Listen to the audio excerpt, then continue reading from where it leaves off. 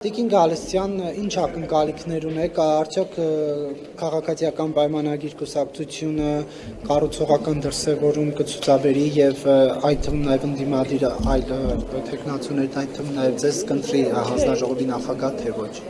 Գիտեք, այստեղ երևի չխոսենք կառուցողական բառը չօգտագործենք, այլ սա սահմանադրական իրավունք է եւ այժմ կանոնակարգով ընդդիմությունը իր ուրեմն համամասնությամբ ունի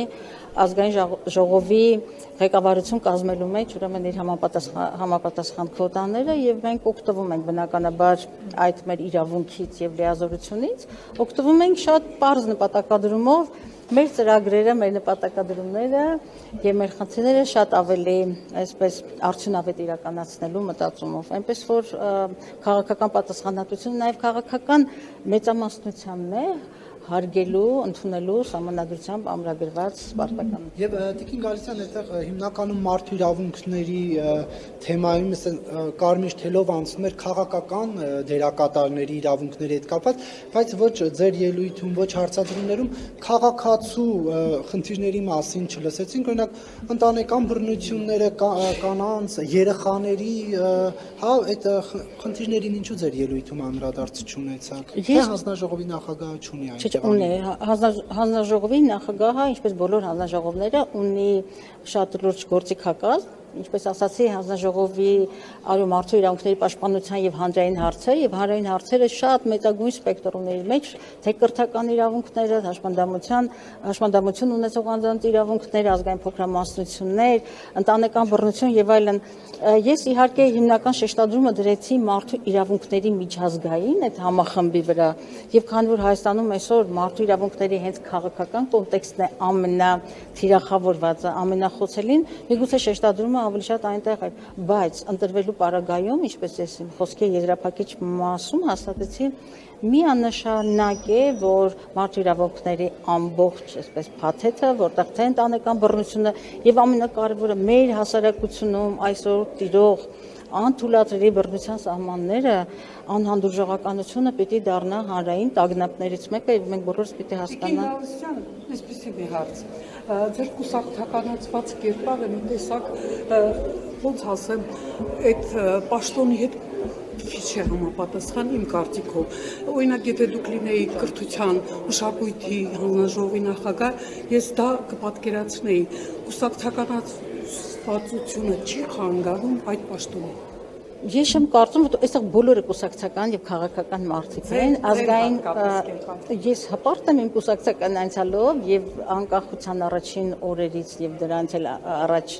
անդամագրվել եմ Հայ հեղափոխական դաշնակցությանը եւ հպարտությունը քրիստոնեական այսպես պատվիրաններով թույլատրելի չի, բայց ես հպարտ եմ իմ արժե համակարգով եւ այդ կուսակցության անդամը լինելով, բայց իմ կուսակցականությունը երբեք չի խանգարել ինձ թե Հայաստանում, թե միջազգային հարթակներում պաշտպանելու հենց մարդու իրավունքները եւ ԵԱՀԿ-ում ես արդեն երկրորդ շրջանն է մարդու իրավունքներ եւ ժողովրդավարություն հանձնաժողովի անդամ եմ։ Պաշտպանեք հավասարապես։ Եթե դրանք,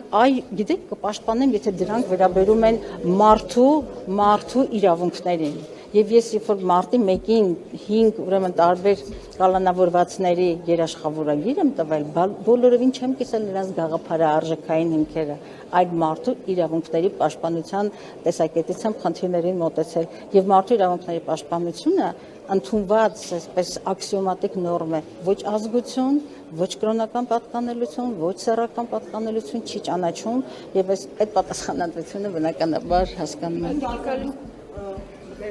Ինչ տպավորություն ունեք հարցերից, չնայած դեռ հարցերն են, ելույթները առջևում են, դուք կընտրվեք այդ պաշտոնում, թե Չեմ անկեղծորեն չեմ կարող ասել, կանխատեսելի չի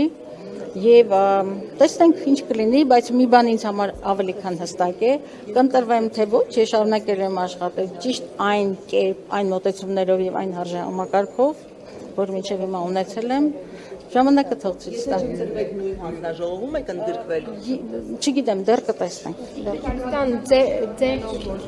հաշվառնելով, որ Աննա Հակոբյանը խորացել է ընտանեկան բռնության դեպքերի մեջ եւ գտնում է, որ օրենսդրական բաց կա, այդ ոլորտում իր հետ կհամագործակցեք, ոնց եք դա պատկերացնում։ Ես լսել եմ, որ ընտանեկան բռնությանը վերջերս հետաքրքրություն ունի։ Ես Աննա Հակոբյանին Չգիտեմ, թող նախաձեռնությունը լինի մտածումները, ինչու՞ չէ, որովհետև մերժելը նկատի ունեմ, եթե առողջ լուծումներ կան, առողջ գնահատականներ կան եւ լուծման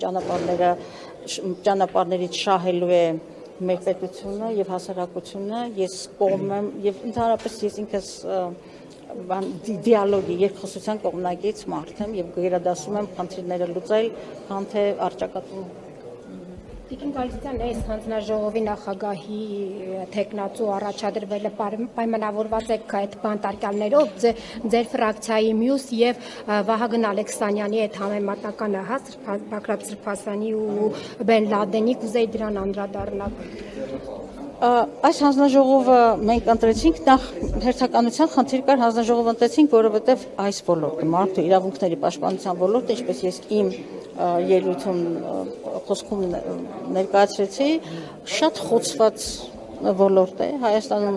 Հայաստանը բացարձակապես առնչություն չունի այս մարդու իրավունքների, ժողովրդավարությունը խոսքով այս նահանջները եւ բնականաբար Հայաստանում մեզ համար որպես քաղաքական մարդկանց համար մեծագույն խնդիր է քաղաքական բանտարկյալների, քաղաքական մոտիվներով կալանավորվածների եւ ձերբակալվածների խնդիրը եւ անմեղության կանխավարկածը մի խոսքով մենք շատ լուրջ խնդիրներ ենք տեսնում եւ հանձնաժողովի ընտրությունը նաեւ այդ թեմերի նախընտրական խոստումների տիրությունը եւ գործ անելու ինչ երկրում շոշափելի փոփոխություններ բերելու մտահոգություն ունենք։ Տիկին Գալստյան, եւ գերիների վերաբերյալ հարցին ձեր պատասխանը իշխանության ներկայացուցիչներին այդքան էլ չբավարարեց, ընդհանրական էր, հա, այսպես ասած, ձեր գնահատականը կամ Բաքվում պահվող մեր հայրենակիցների ճակատագրերը ինչպես եք պատկերացնում օրինակ հանձնաժողովի ձևաչափով այդ հարցը։ Նախ հանձնաժողովը լրացուցիչ գործիքակազմ ունի բոլոր իրավապաշտպան միջազգային կազմակերպությունների հետ աշխատելու եւ դա ես կարեւոր եմ համարում։ Բնականաբար հանձնաժողովը ունի վերահսկողական գործիքակազմ եւ նաեւ պետական գերատեսչությունների հետ աշխատելու լրացուցիչ, այսպես ասած, խողովակներ եւ ես կարծում եմ այնուամենայնիվ սպառված չեն գերիների օրակարգով մեր պետության կողմից իրականացված աշխատանքները անցյալ տարի հիշում եք մի փորձեց խուսափել Տիկին Մանասյանը փորձեց խուսափել իր ներգրավվածությանը թե ինչու ինքը չի արձագանքում Բաքվի մարդու իրավունքների պաշտպանի ուրեմն արձագանքին տեսակցությունների եւ այլնի ես գտնում եմ որ Հայաստանում գերիների Արցախում պահվող անձանց եւ գերիների վերադարձի առնչությամբ ամբողջական աշխատանք չի տարվում